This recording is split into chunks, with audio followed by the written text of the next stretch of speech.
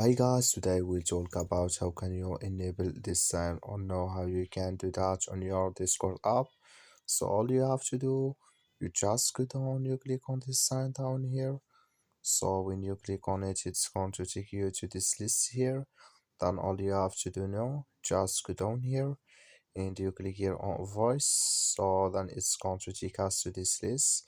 You go down here and you come here to mobile voice overlay here and you click in this sign here, then like you see this color show for us, so it's going to change with us here. It's going to take us to appear on top here in this list.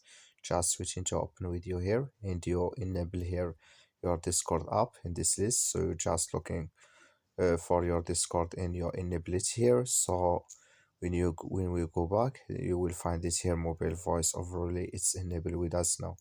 That's all you have to do. Thank you for watching. Don't forget to support us by liking and subscribe.